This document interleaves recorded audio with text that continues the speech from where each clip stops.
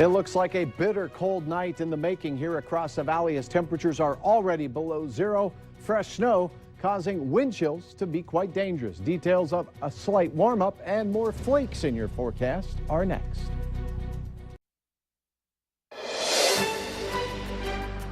A well-traveled intersection where drivers have run into problems, including a nearby home. What neighbors want done. Suicide Prevention for Veterans, a new bill aimed at saving the Americans who fight to keep us safe. And get your Powerball tickets out. We'll pass along the numbers that could have you singing a happy multi-million-dollar tune.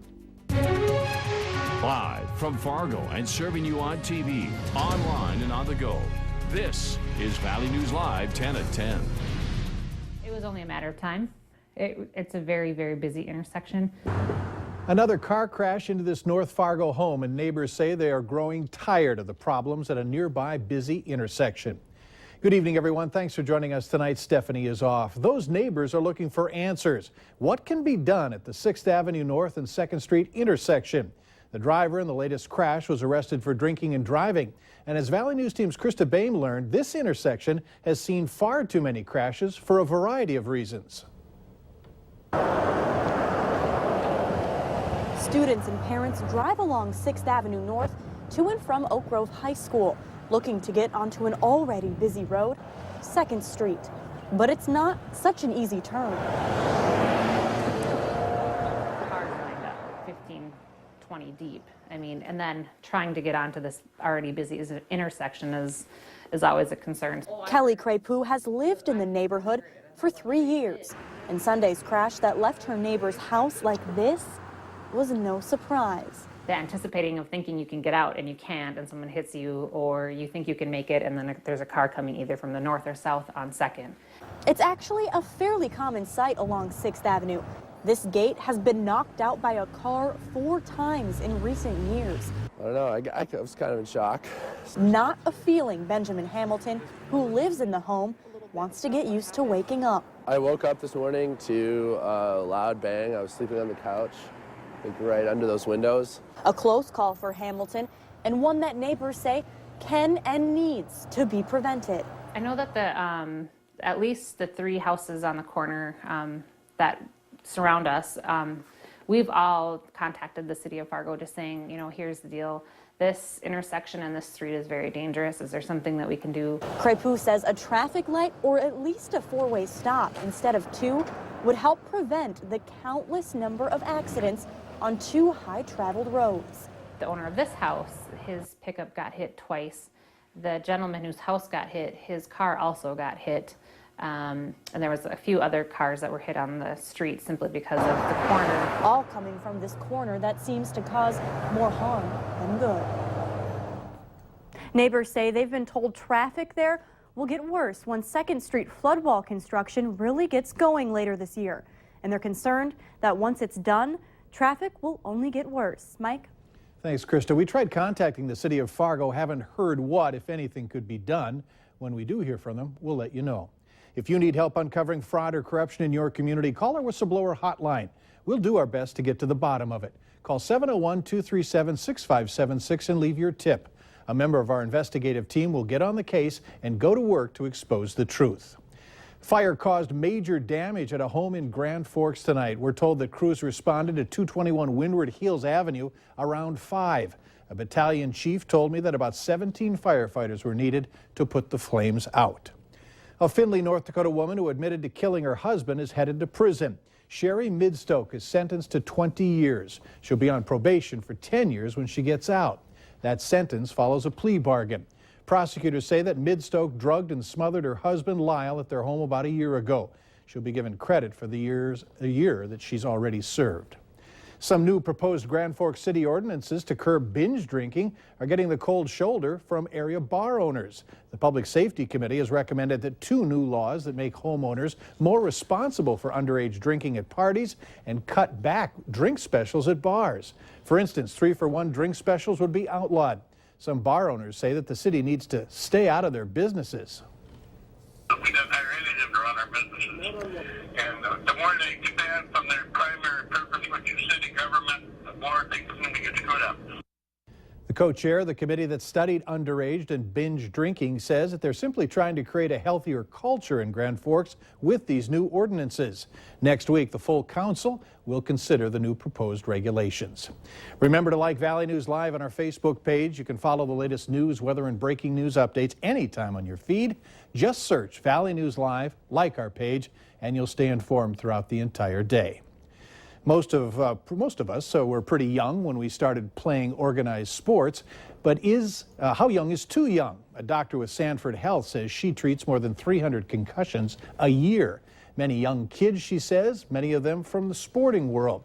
While research points to the main treatment of a brain injury as both physical and mental rest, it's tough telling that to an active young athlete. It's not easy to tell your 9-year-old that no, they can't use the computer, and no, they can't, play Xbox, and no, they can't watch their favorite movies. But most kids recognize that they feel awful.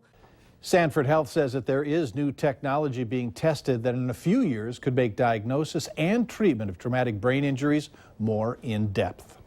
A bus driver under contract to the West Fargo School District through Valley Bus has been ticketed after losing control of his school bus and crashing it yesterday morning. No children were on board at the time. The driver was not injured. Roads were icy, according to investigators, when the crash happened on I-29 near West Acres. Investigators also say the bus spun out, went off the road, and crashed through a steel fence. The bus ended up near the Sears parking lot. It had to be towed. The driver was cited for care required. West Fargo schools are also investigating. About 8,000 veterans commit suicide each year, and the number of military and veteran suicides is rising. There's a new bill aimed at combating the problem. Valley News Live Washington Bureau Chief Jacqueline Policastro has the story. The Clay Hunt Suicide Prevention Bill is named after a Marine Corps veteran who served in Iraq and Afghanistan and later took his own life in 2011. The bill passed the House and Senate and is now headed to the president's desk.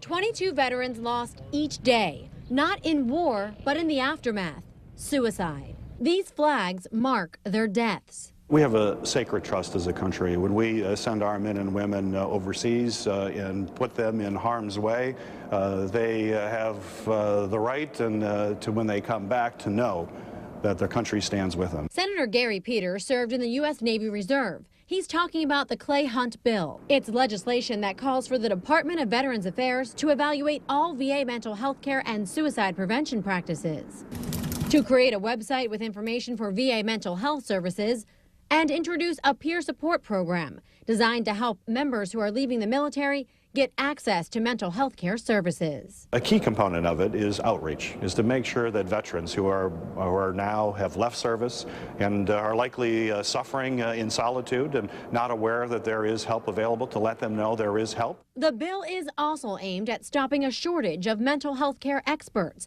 by allowing the VA to recruit doctors through a student loan repayment pilot program. Senator Rob Portman weighed in, saying the high rate of veteran suicides is unacceptable. We'd like to go even further than this bill, but this is a good start for us to ensure that when people come home, they're well taken care of, that we recognize the signs of depression, and that we take steps to address it. From the Valley News Live Washington Bureau, I'm Jacqueline Policastro. Other aspects of the bill include starting a website with information on available veteran health care services and collaboration between the VA and nonprofit mental health organizations. For the 6th consecutive year, North Dakota is ranked #1 in the country for creating jobs. Following North Dakota, Texas ranks 2nd. Nebraska is 3rd, and Wisconsin is 4th. North Dakota continues to have the nation's lowest unemployment rate at 2.8%. In January, the state recorded having about 19,700 open and available jobs, about 17% more job openings than the state recorded in January of last year. Safe to say there are a lot of people dreaming of what they could do with $500 million, and big jackpots are also on some minds at the state capitol, but for different reasons. Some worry the lure of tonight's $500 million prize and other lottery jackpots can lead to deeper problems. Imagine every time you walk up to the counter to buy a lottery ticket, or every time you watch a lottery ad on TV, being confronted with the reminder of the dangers of gambling addiction. Most people who buy lottery tickets already figure their odds are slim, but a proposal in the Minnesota legislature would let people know exactly how slim and get a warning about gambling addiction. The bill would require 7 seconds of every 30-second lottery ad to be devoted to the warnings, plus 1/4 of the space on lottery billboards. I want to make sure that people understand that, hey, you know, even though the lottery's high, it's a great opportunity. Who knows? Things might go well, but at the end of the day, there's some addictions that can follow it, and I want to make sure people know what they're getting into.